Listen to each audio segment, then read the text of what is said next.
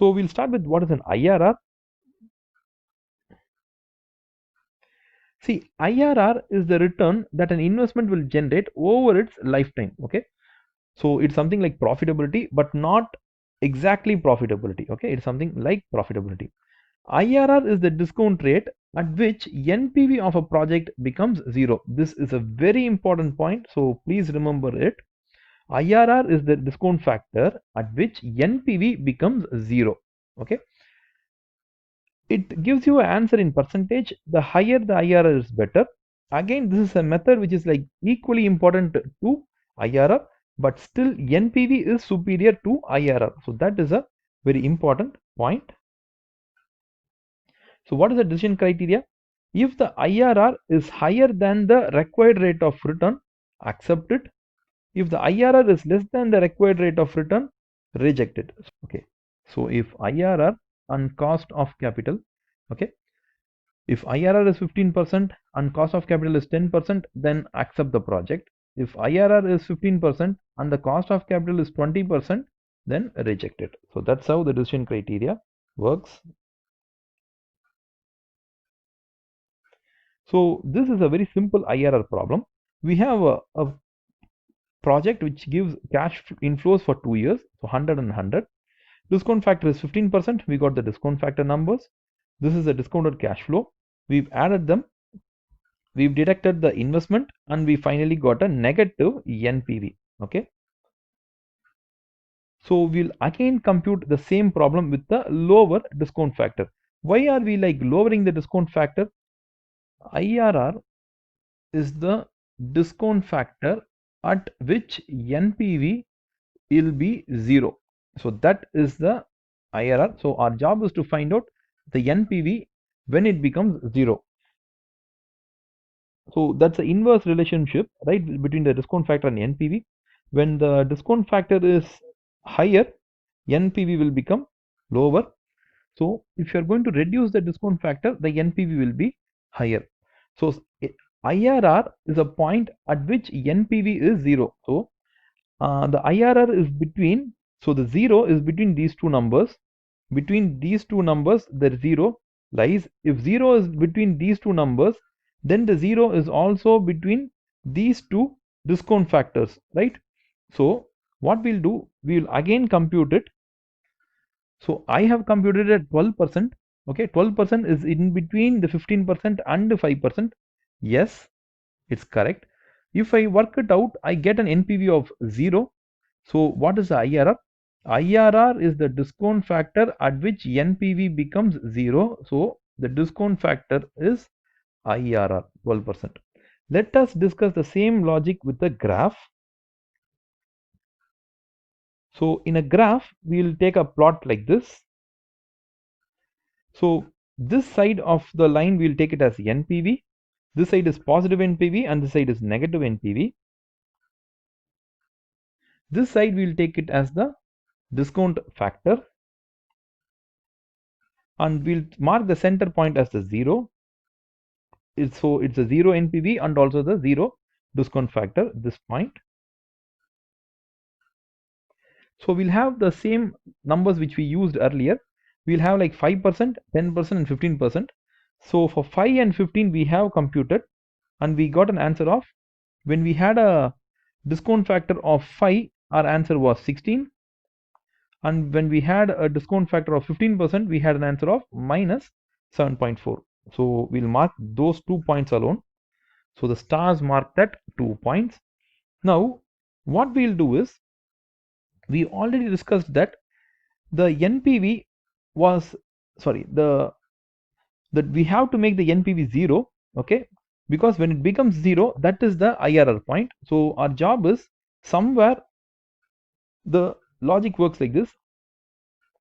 When we keep on increasing the discount factor, okay, the NPV will keep on falling down. So that is the logic. So we'll put the logic like this.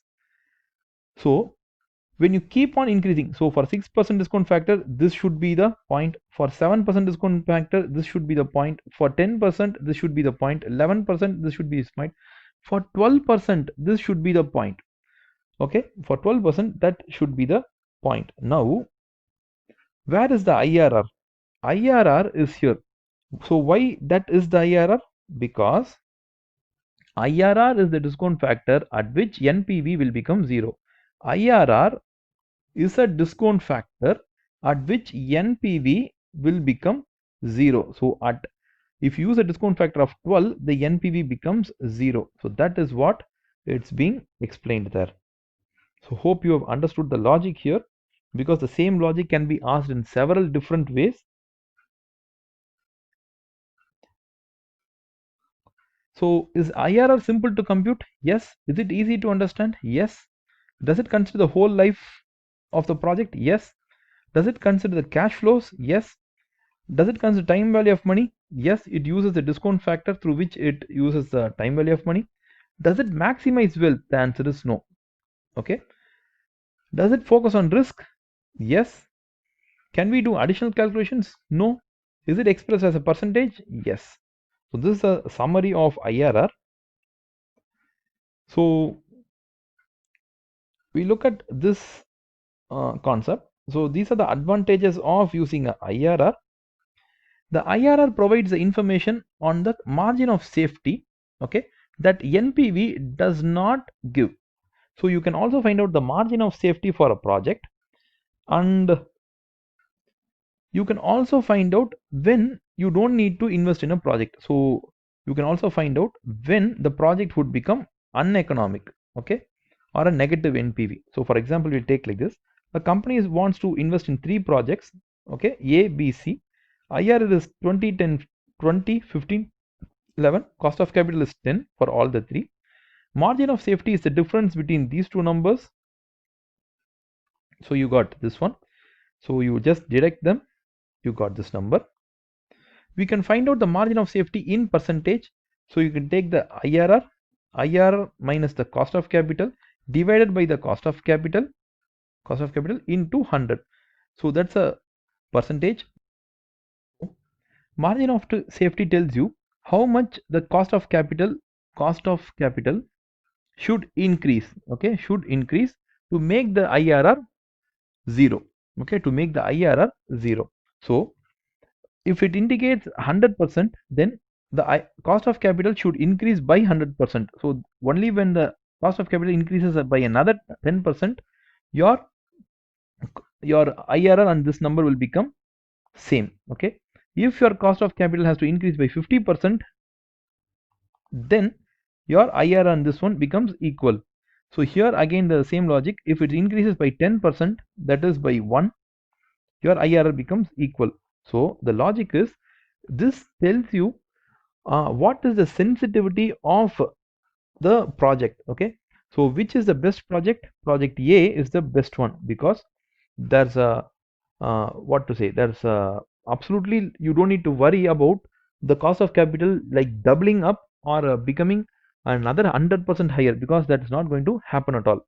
But project C is like very sensitive, because there might be a chance that cost of capital can move by another 10% and the project will become totally worthless, okay.